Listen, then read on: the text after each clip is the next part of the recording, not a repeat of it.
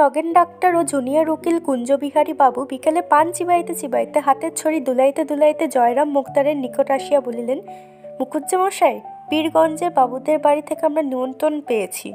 এই সোমবার দিন মেজবাবুর মেয়ের বিয়ে। শুনেছি নাকি ভারী ধুমধাম হবে। বেনারস থেকে বাই আসছে, কলকাতা থেকে খেমটা আসছে। আপনি নিমন্ত্রণ পেয়েছেন কি? মোক্তার মহাশয় তাহার বৈঠকখানার বারান্দার বেঞ্চিতে বসিয়া হুঁকা নামাইয়া ধরিয়া একটু উত্তেজিত স্বরে বলিলেন, কীরকম? আমি নিমন্ত্রণ পাবো না কীরকম? জানো, আমি 20 বছর ধরে তাদের এস্টেটের বাধা মুক্তার। আমাকে বাদ দিয়ে তারা তোমাদের নিমন্ত্রণ করবে, এইটা কি সম্ভব মনে করো? জয়রাম মুখোপাধ্যায়কে এরা বেশ চিনিতেন, সকলেই চিনে। অতি অল্প কারণে তাহার তীব্র অভিমান উপস্থিত হয়, অথচ হৃদয়খানি স্নেহে বন্ধুবাৎসল্যে কুসুমের মতো কোমল। ইহা যে তাহার সঙ্গে কিছুদিনও ব্যবহার করিয়াছে সেই জানিয়েছে। উকিলবাবু তাড়াতাড়ি বলিলেন, না না, সে কথা নয়, সে কথা নয়। আপনি রাগ করলেন মুখুজ্জেমশাই? আমরা কি সেভাবে বলেছি? এ জেলার মধ্যে এমন কে বিষয়ে লোক আছে যে আপনার কাছে উপকৃত নয়, আপনার খাতির না করে? আমাদের জিজ্ঞাসা করার তাৎপর্য এই ছিল যে আপনি কি সেদিন পীরগঞ্জে যাবেন কি? মুখোপাধ্যায় নরম হইলেন, বলিলেন, ভাইয়ারা বসো বলিয়া সম্মুখস্থ আর একখানি বেঞ্চ দেখিয়া দিলেন। তাই উপবেশন করিলে বলিলেন, পীরগঞ্জে গিয়ে নিমন্ত্রণ রক্ষা করা আমার পক্ষে একটু কঠিন বটে। সোমমঙ্গল 2 দিন কাছারি কামাই হয়, অথচ না গেলে তারা ভারী মনে দুঃখিত হবে।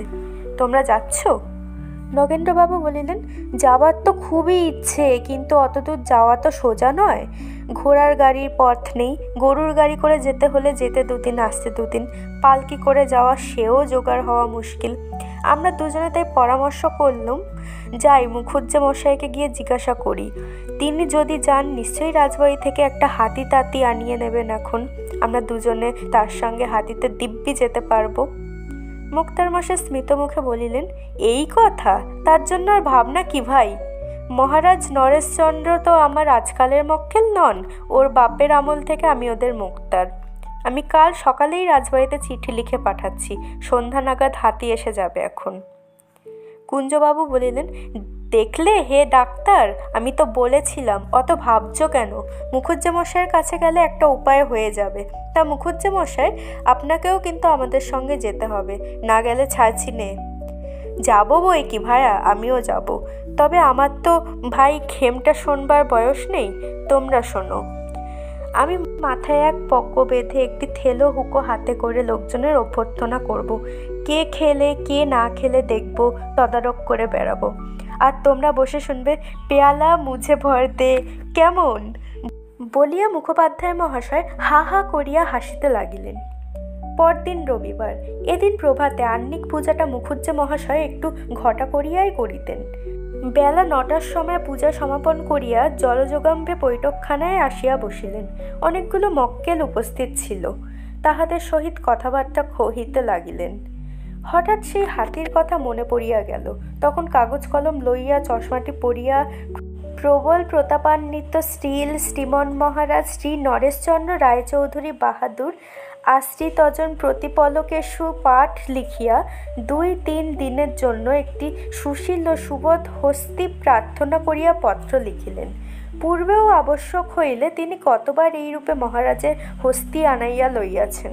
একজন ভৃত্যকে ডাকিয়া পত্রখানি লইয়া যাইতে আজ্ঞা দিয়া মুক্তার মহাশয় আবার মক্কেলগণের সহিত কথোপকথনে প্রবৃত্ত হইলেন। শ্রীযুক্ত জয়রাম মুখোপাধ্যায়ের বয়স এখন 50 পার হইয়াছে। মানুষটি লম্বা ছাঁচের, রংটি আরেকটু পরিষ্কার হইলেই গৌরবর্ণ বলা যাইতে পারিত। গোঁফগুলি মোটা মোটা কাঁচা পাকায় মিশ্রিত। মাথার সম্মুখভাগে টাক আছে, চক্ষু দুইটি বড় বড় ভাসা ভাসা। তাহার হৃদয়ের কোমলতা যেন হৃদয়ে ছাপাইয়া এই চক্ষু দুইটি দিয়া উছলিয়া পড়িতেছে। ইহার আদিবাস যশোহর জেলায়। এখানে যখন প্রথম মোক্তারি করিতে আসেন তখন এদিকে রেল খোলে নাই। পদ্মা পার হইয়া কতক নৌকা পথে, কতক গরুর গাড়িতে, কতক পদব্রজে আসিতে হইয়াছিল।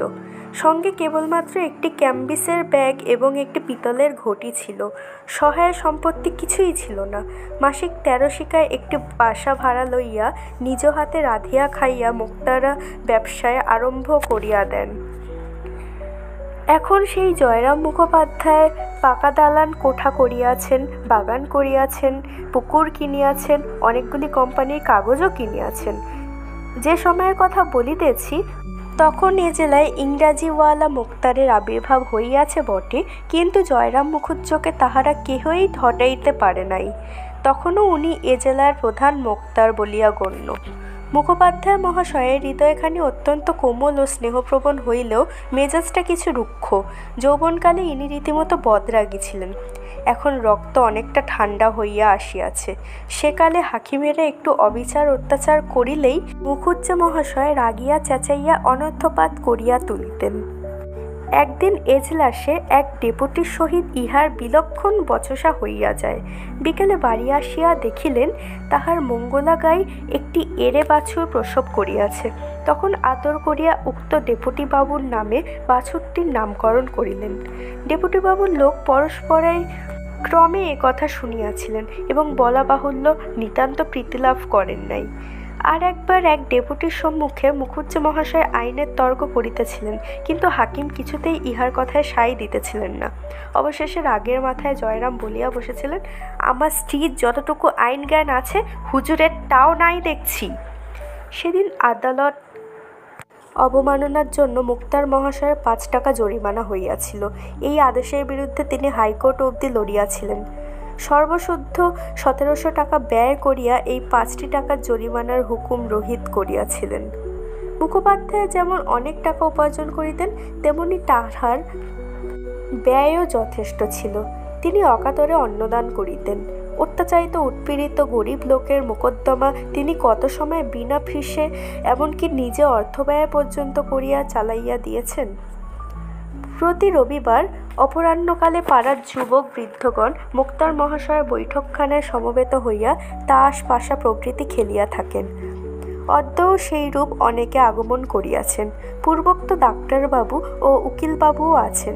হাতিকে বাঁধিবার জন্য বাগানে খানিকটা স্থান পরিষ্কৃত করা হইতেছে। হাতি রাত্রে খাইবে বলিয়া বড় বড় পাতা শুদ্ধ কয়েকটি কলাগাছ ও অন্যান্য বৃক্ষের ডাল কাটাইয়া রাখা হইতেছে। মুক্তার মহাশয় সে সমস্ত তদারক করিতেছেন।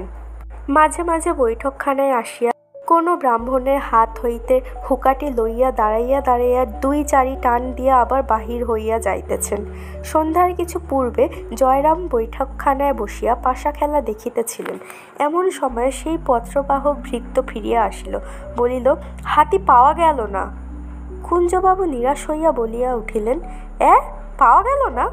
নগেন্দ্রবাবু বলিলেন, তাই তো, সব মাটি। মুক্তার মহাশয় বলিলেন, কেন রে, হাতি পাওয়া গেল না কেন?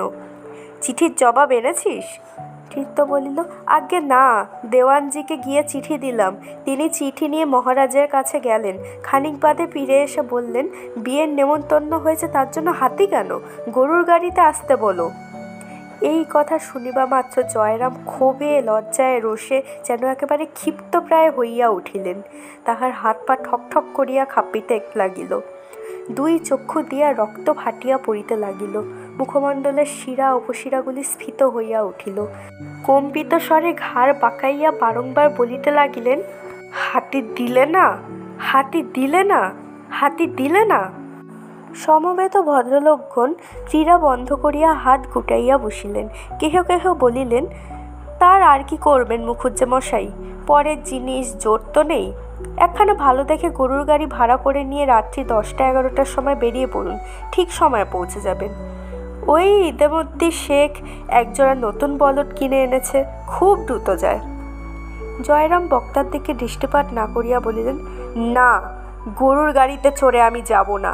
যদি হাতি চড়ে যেতে পারি তবেই যাব, নইলে এ বিবাহে আমার যাওয়াই হবে না। শহর হইতে 2-3 ক্রোশের মধ্যে 2-3 জন জমিদারের হস্তি ছিল।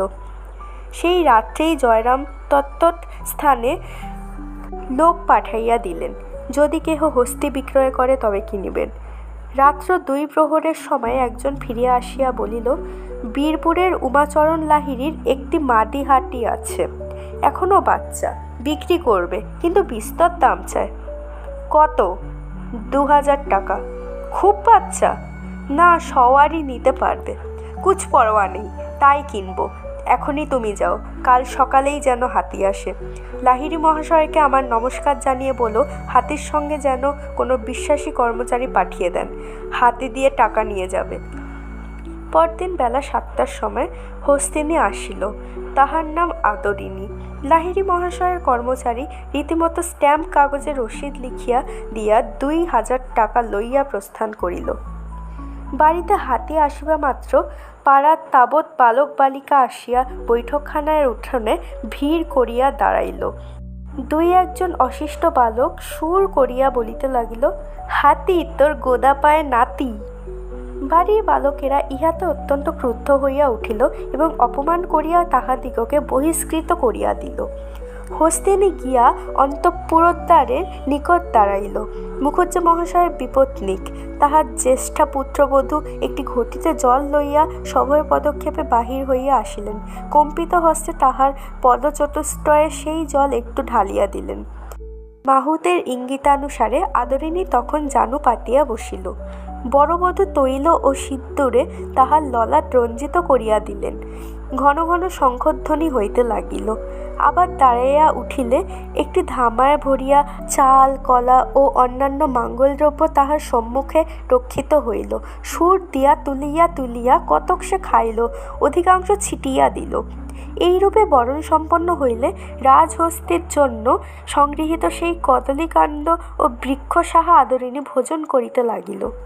নিমন্ত্রণ রক্ষা করিয়া পীরগঞ্জ হইতে ফিরিবার পরদিন বিকেলেই মহারাজ নরেশচন্দ্রের সহিত মুখোপাধ্যায় মহাশয় সাক্ষাৎ করিতে গেলেন। বলা বাহুল্য, হস্তিপৃষ্ঠে আরোহণ করিয়াই গেলেন।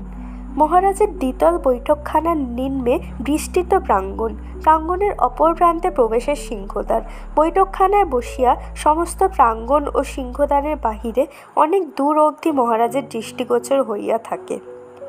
রাজ সমীপে উপনীত হইলে মুখোপাধ্যায় মহাশয় তাহাকে আশীর্বাদ করিয়া আসন গ্রহণ করিলেন। মোকদ্দমা ও বিষয় সংক্রান্ত 2-4 কথার পর মহারাজ জিজ্ঞাসা করিলেন, মুখুজ্জে মশাই, ও হাতিটি কার? মুখুজ্জে মশাই বিনীতভাবে বলিলেন, আজ্ঞে হুজুর, বাহাদুরেরই হাতি। মহারাজ বিস্মিত হইয়া বলিলেন, আমার হাতি? কই, ও হাতি তো কোনোদিনও আমি দেখিনি। কোথা থেকে এলো? আজ্ঞে বীরপুরের উমাচরণ লাহিড়ীর কাছ থেকে কিনেছি। অধিকতর বিস্মিত হইয়া রাজা বলিলেন, আপনি কিনেছেন? আজ্ঞে হ্যাঁ। তবে বললেন আমার হাতি? বিনয় কিংবা শ্লেষ সূচক ঠিক বোঝা গেল না। একটু মৃদু হাস্য করিয়া জয়রাম বলিলেন, যখন হুজুর বাহাদুরের দ্বারাই প্রতিপালিত হচ্ছি আমি যখন আপনার, তখন তো হাতিও আপনার বই আর কার। সন্ধ্যার পর গৃহে ফিরিয়া বৈঠকখানায় বসিয়া সমবেত বন্ধুমণ্ডলীর নিকট মুখোপাধ্যায় এ কাহিনী সবিস্তারে বিবৃত করিলেন। হৃদয় হইতে সমস্ত ক্ষোভ ও লজ্জা আজ তাহার মুছিয়া গেল। কয়েকদিন পরে আজ তাহার সুনিদ্রা হইল। উল্লিখিত ঘটনার পর সুদীর্ঘ 5টি বৎসর অতীত হইয়াছে। এই 5 বৎসরে মুক্তার মহাশয়ের অবস্থার অনেক পরিবর্তন হইয়াছে। নূতন নিয়মে পাশ করা শিক্ষিত মুক্তারে জেলাকোর্ট ভরিয়া গিয়াছে। শিথিল নিয়মের আইন ব্যবসায়ী আজ কদর নেই। ক্রমে ক্রমে মুখোপাধ্যায় মহাশয়ের আয় কমিতে লাগিল। পূর্বে যত উপার্জন করিতেন এখন তাহার অর্ধেক হয় কিনা সন্দেহ, অথচ ব্যয় প্রতি বৎসর বৃদ্ধি হইতেছে। তাহার 3টি পুত্র। প্রথম 2টি মূর্খ, বংশবৃদ্ধি ছাড়া আর কোনো কর্ম করিবার যোগ্য নহে। কনিষ্ঠ পুত্র কলকাতায় পড়িতেছে, সেই কালক্রমে মানুষ হয় এইমাত্র ভরসা। ব্যবসার প্রতি মুখোপাধ্যায়ের আর অনুরাগ নাই, বড় বিরক্ত হইয়া উঠিয়াছেন। ছোকরা মুক্তারগণ যাহাদিগকে একসময় উলঙ্গাবস্থায় পথে খেলা করিতে দেখিয়াছেন, তাহারা এখন শ্যামলা মাথায় দিয়া তাহার প্রতিপক্ষে দাঁড়াইয়া চোখ মুখ ঘুরাইয়া ফর ফর করিয়া ইংরাজিতে হাকিমকে কি বলিতে থাকেন, তিনি কিছুই বুঝিতে পারেন না। পার্শ্বস্থিত ইংরেজি জানা জুনিয়রকে জিজ্ঞাসা করেন, উনি কি বলছেন? জুনিয়র তর্জমা করিয়া তাহাকে বুঝাইতে বুঝাইতে অন্য প্রসঙ্গ উপস্থিত হয়। মুখের জবাব মুখেই রহিয়া যায়। নিষ্ফল রোষে তিনি ফুলিতে থাকেন। তাহা ছাড়া পূর্বে হাকিমগণ মুখুজ্জে মহাশয়কে যেরূপ শ্রদ্ধার চোখে দেখিতেন, এখানকার নব্য হাকিমগণ আর তাহা করেন না। ইহাদের যেন বিশ্বাস, যে ইংরাজি জানে না সে মনুষ্যপদ বাচ্যই